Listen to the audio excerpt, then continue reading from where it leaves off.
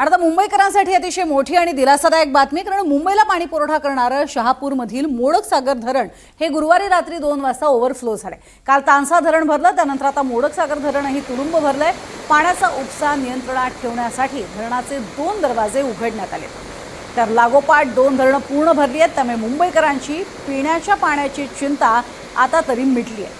मोडक सागरमधनं पाण्याचा विसर्ग सुरू आहे। वाडा तालुक्यातील वैतरणा नदी काठी असलेल्या गावांनाही सतर्कतेचा इशारा देण्यात आलाय। त्यामुळे एकूण 7 धरणांपैकी 3 धरणं ही काठोकाठ भरलेली आहेत। वसई विरार शहराला मुसळधार पावसानं दुसरीकडे झोडपून काढलंय। शहरातले मुख्य रस्ते पाण्याखाली गेलेत, तर विरार पूर्व आणि पश्चिमेला जोडणारा जुना विवा कॉलेज मार्ग पूर्णपणे पाण्याखाली गेलाय। नालासोपाऱ्याच्या गालानगर आणि इतर सखल भागात पाणी साचायला सुरुवात झाली आहे। पावसाचा जोर कायम राहिला तर वसई विरार शहरात पूरस्थिती निर्माण होण्याची देखील शक्यता आहे।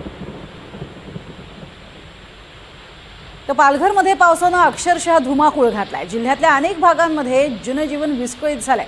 बोईसर पालघर मार्गावरती सरावलीजवळ रस्त्यावरती पाणी आले, त्यामुळे बोईसर पालघर मुख्य रस्त्यावरील वाहतूक पूर्णपणे ठप्प झाली आहे। त्यामुळे या रस्त्यावरती मोठ्या प्रमाणात वाहतूक कोंडी झाली आहे। ठिकठिकाणी मुख्य रस्त्यांवरती पाणी साचलंय, त्यामुळे अनेक रस्ते वाहतुकीसाठी बंद झाले।